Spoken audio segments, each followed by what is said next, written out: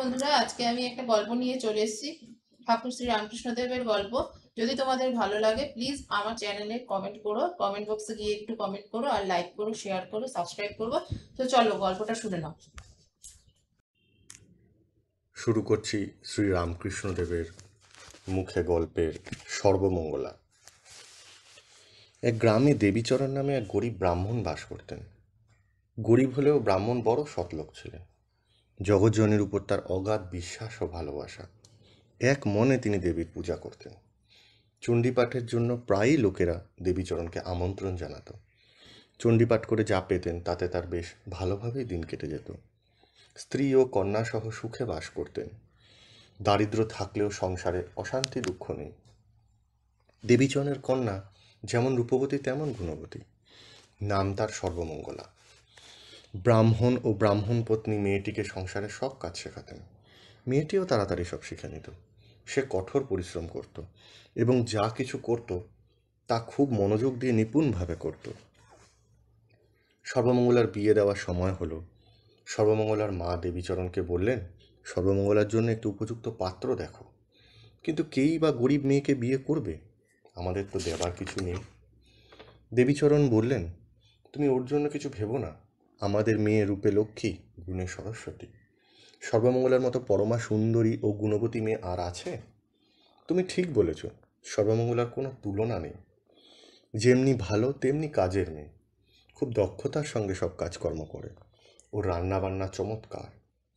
আর সেবা যত্ন করে লোককে খুশি করে ও খুব আনন্দও পায়।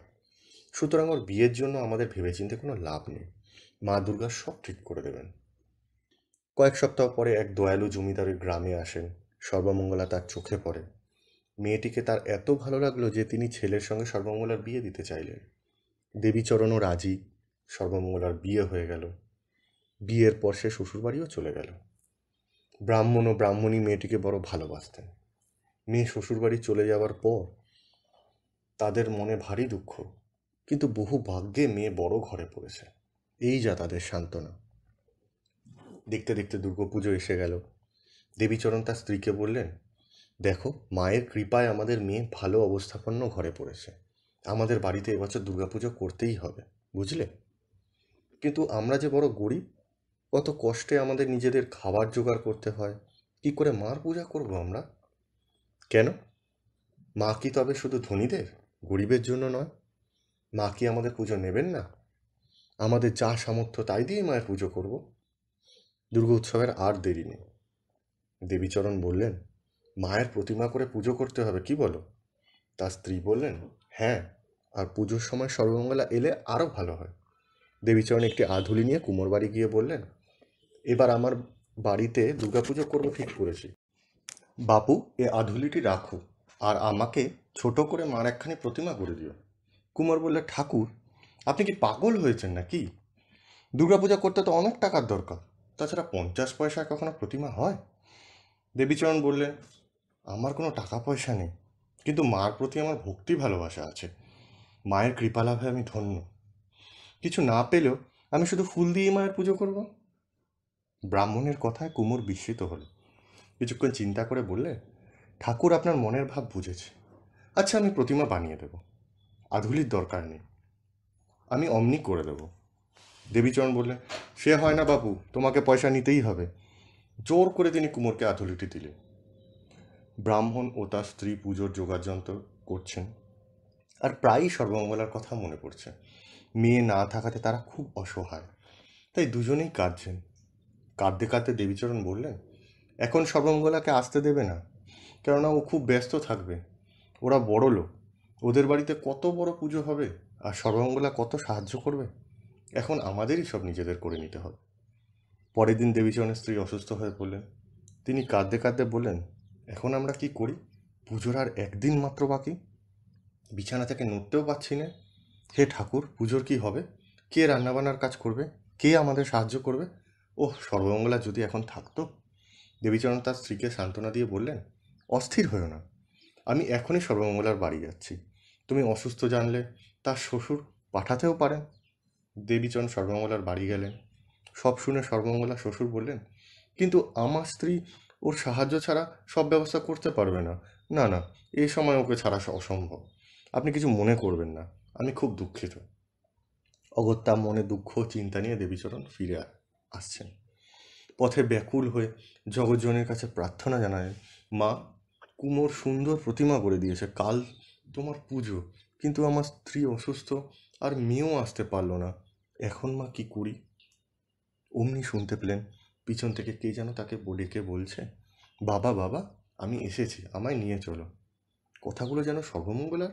চমকে পিছনে তাকালেন, দেখেন সর্বমঙ্গলা তার দিকে এগিয়ে আসছেন। দেবীচরণ বললেন, তুমি কি করে আসবে মা? আর তোমার শাশুড়ি বা কি বললেন? সর্বমঙ্গলা বললেন, তুমি কিচ্ছু ভেবো না বাবা, সব ঠিক করে এসেছি, আমার বাড়িতে নিয়ে চলো। মেয়েকে পেয়ে দেবীচরণ ও তার স্ত্রী খুব খুশি হলেন। তাদের বাড়িতে মেয়ে এসেছে, সে যেন আরও সুন্দর আর উজ্জ্বল হয়েছে। মনের আনন্দে সর্বমঙ্গলা মায়ের সেবা শুশ্রূষা ও বাড়ির যাবতীয় সব কাজ নিজে করে দিচ্ছে। আবার সন্ধ্যাবেলায় বাবাকে সাহায্য করছে প্রতিমা সাজসজ্জার কাজে। পরের দিন পুজো, সুসজ্জিত পূজা মণ্ডপে দেবী প্রতিমার দিব্য সুসময় সকলেই বিস্মিত বিহ্বল। সর্বমঙ্গলার মায়ের অসুখ অনেকটা সেরে গেল।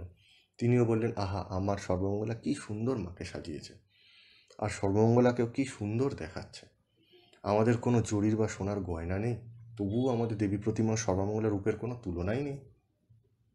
পুজোর দুদিন বেশ ভালোভাবে কেটে গেল। পুজো করে দেবীচরণের মনে এক অপার আনন্দ। তৃতীয় দিনে সর্বমঙ্গলা তার বাবাকে বললে, বাবা, আজ পাড়ার লোকেদের খাওয়াতে হবে। দেবীচরণ হেসে বললেন, তুই কি ঠাট্টা করছিস মা? সকলকে খাওয়াবার ক্ষমতা কি আমাদের আছে? নৈবেদ্যের জন্য কয়েকটা ফল আছে মাত্র। সর্বমঙ্গলা বললে, আমি ঠাট্টা করছি না বাবা, তুমি বাড়িতে পুজো এনেছো, পাড়ার সকলকে না খাওয়ালে পুজো যে সম্পূর্ণই হবে না। যাই, সকলকে নিমন্ত্রণ করে। এই বলে সর্বমঙ্গলা পাড়াতে চলে গেল। দেবীচরণ পূজার জোগাড় করতে ব্যস্ত। মনে মনে ভাবছেন, মেয়ের বড় বাড়িতে বিয়ে হয়েছে, তাই ভাবছে সকলকে খাওয়ানো খুব সোজা। স্নান সেরে দেবীচরণ পুজোয় বসলেন। ইতিমধ্যে সর্বমঙ্গলা ফিরে এসেছে। সে পুজোর কাজে সাহায্য করতে লাগলো। দেবীর ধ্যানে দেবীচরণের মন দিব্য আনন্দে ভরপুর। প্রতিমাও জ্বলজ্বল করছে, মৃন্ময়ী যেন চিন্ময়। দেবীর জ্যোতিতে চারিদিক উদ্ভাসিত। দুপুরবেলা পাড়ার লোকেরা দলে দলে এসে উপস্থিত হলো। সর্বমঙ্গলা সকলকে ফলারের নিমন্ত্রণ করে এসেছে। দেবীচরণ চিন্তিত হয়ে বললেন, দেখেছ পাগলি মেয়ের কাণ্ড? তার স্ত্রী বললেন, তাই তো, কি হবে এখন? ওরা যখন দেখবে আমাদের দেবার মতো কিছু নেই, আমরা তো খুব লজ্জায় পড়ব। সর্বমঙ্গলা জোর দিয়ে বললে, তোমরা কিছু ভেবো না, আমার উপর ছেড়ে দাও, আমি তাদের ডেকে এনেছি, আর আমি সকলকে মার প্রসাদ খাওয়াবো। বাধ্য হয়ে দেবীচরণ অতিথি অভ্যাগতদের স্বাগত জানালেন। তারপর ঠাকুরঘরে গিয়ে এক মনে দেবীকে প্রার্থনা জানালেন, মা, বিপদে আমায় রক্ষা করো মা, লজ্জায় ফেলো না মা। অতিথিদের কাছে আসতে তার ভয় হলো, তাই দেবীর সামনেই বসে রইলেন। এদিকে সর্বমঙ্গলা সকলকে সমাদর করে মিশিয়ে দেবীর প্রসাদ দিয়ে বললে, আমার বাবা গরিব, আপনাদের যোগ্য সমাদর করার ক্ষমতা তার নেই। তার পরম সৌভাগ্য যে আপনারা দয়া করে পায়ের ধুলো দিয়েছেন এই বাড়িতে। আমি অনুরোধ করছি, আপনারা দয়া করে প্রসাদ গ্রহণ করুন। অতিথিরা প্রসাদ খেতে লাগলেন। খাওয়া দাওয়ার পর সকলে বললেন, কি সুস্বাদু, এমন তৃপ্তিকর প্রসাদ কখনো খাইনি, অল্পেতেই আমাদের পেট ভরে গেছে। বড় বাড়িতে খাওয়ার থেকে এ অনেক ভালো। পরতৃপ্তি হয়ে মহানন্দে অতিথিরা বাড়ি ফিরলেন। যাওয়ার সময় সর্বমঙ্গলা তার বাবা মাকে অনেক শুভেচ্ছা সাধুবাদ জানালেন। দেবীচরণ জিজ্ঞাসা করলেন, সকলে চলে গেছেন, উপহাস না গালাগাল দিয়ে গেলেন? সর্বমঙ্গলা বললেন, না বাবা, তারা সকলে খুব খুশি ও সন্তুষ্ট হয়েছেন। সর্বমঙ্গলার মা বললেন, কি আশ্চর্য, এখনো অর্ধেক প্রসাদ রয়েছে, অথচ তারা সকলেই খুব তৃপ্তি করে পেট ভরে খেয়েছেন। ভক্তিতে গদগদ হয়ে দেবীচরণ বললেন, সত্যি অদ্ভুত ঘটনা, মা আমাদের কৃপা করেছেন, এসব মহামায়ের লীলা। তার দু চোখ পেয়ে আনন্দাশ্রু পড়তে লাগলো। পরদিন পুজোর শেষ দিন, আজ মাকে বিদায় দিতে হবে, তাই দেবীচরণের মন খারাপ। পুজোয় বসে মাকে দই কর্মা নিবেদন করছেন, চোখ বুজে দেবীর ধ্যানে মগ্ন। এমন সময় তার অলক্ষ্যে সর্বমঙ্গলা ঠাকুরঘরে গিয়ে দেবীর নৈবেদ্য থেকে দই কর্মা খেতে লাগলেন। দেবীচরণ চোখ খুলে মেয়ের কাণ্ড দেখে একেবারে মর্মাহত, চিৎকার করে বললেন, এ কী করলে তুমি? কোনো কথা না বলে সর্বমঙ্গলা তাড়াতাড়ি ঠাকুরঘর থেকে চলে গেল। দেবীচরণ তার স্ত্রীকে আবার নতুন করে দইকর্মা দিতে বললেন। তারপর নিবেদনের জন্য পুনরায় পুজোর আসনে বসলেন।